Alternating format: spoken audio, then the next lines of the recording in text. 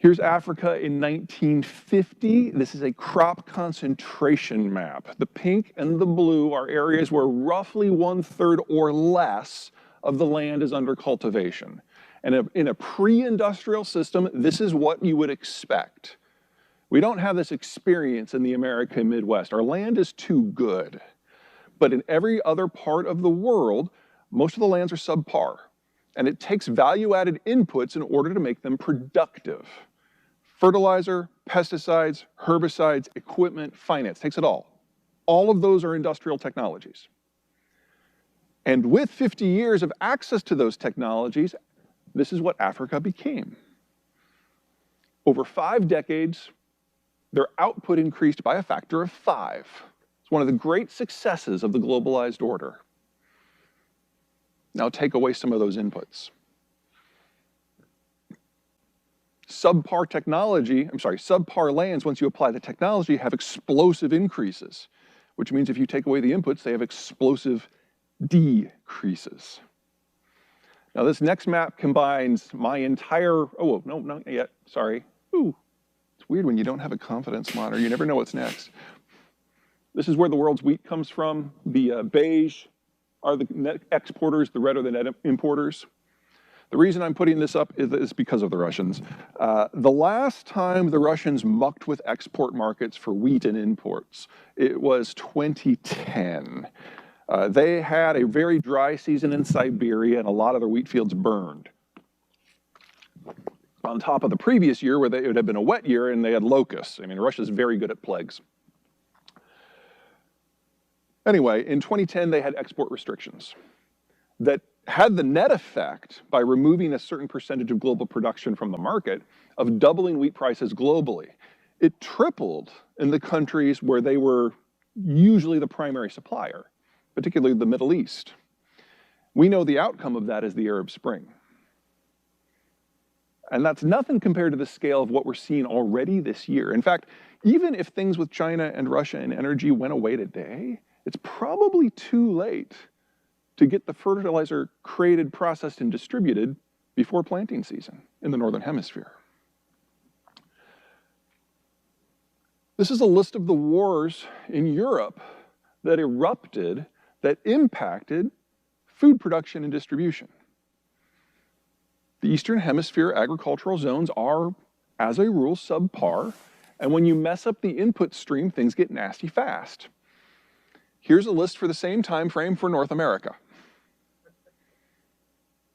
The Midwest is not normal. It rains. It's on a water network for distribution. Nobody else can do that. So yeah, we're looking at a turning of history, but it's turning back. This is my favorite map of all time. So this takes everything that I do in manufacturing and military strategy and energy and agronomics and puts it in one graphic. The countries in the blue in a deglobalized world are the ones that rule the future. They've got everything that they need locally. They're going to do very, very well. They will try to screw it up. They will fail. The green, looking pretty good, more or less where they are now. Yellow and brown is where things fall apart. Now, the yellows have something going for them. Maybe they're self-sufficient in food or energy, or they have a particularly unified population that doesn't mind a few hardships here and there. They'll suffer through. The browns can't. The browns are utterly dependent upon the shape of the world as it is today, as it is maintained by the Americans, and they lack the capacity to impose a replacement system even in their own neighborhoods. And then the reds are the failed states, so if you don't know their names, don't bother learning them. I am not worried about managing or repulsing a Chinese or a Russian war of expansion. If the Chinese or the Russians move, it's their end. And part of me is kind of looking forward to that. I am worried about managing wars of collapse and wars of after effects as these major powers that have thrived in recent decades because of the American strategic overwatch, because they collapse under their own weight and leave gaping holes in the map. That's my concern. And for you guys, I would be looking for your next conflict maybe a little closer to home. Now here's the Mexican demography. It is one of the healthiest in the world. Now, about 25, 30 years ago, they started operationalizing NAFTA. And for the first time, Mexico started to really industrialize, and people moved off the farm into towns to take the manufacturing jobs. So it has dropped down, but it's not nearly as steep as almost every other country in the world. It is facing some degree of population collapse this century. If that trend holds, Mexico in 2060 will look about like we do now. And then they can start stressing about things like population structure. But for now, this looks pretty good. And that has allowed Mexico to do things that no one else can do. This is an export graphic. Everything on this side is what Peru exports, and everything on this side is where it goes. And this is pretty typical for a developing country, and doubly so for one in Latin America. They produce a lot of relatively low value-added products, and they export most of it to the industrializing economies of East Asia. So this is Peru. The value-added industries that we think of as manufacturing are these guys. They make up less than 3% of their export portfolio. And again, this is typical. This is Peru. Here are our Mexican neighbors. The Mexican economy is larger. The Mexican population is more value-added and more skilled. And the Mexican export portfolio is more advanced than the entirety of Central Europe. Mexico is the only country on the planet we need from an economic point of view.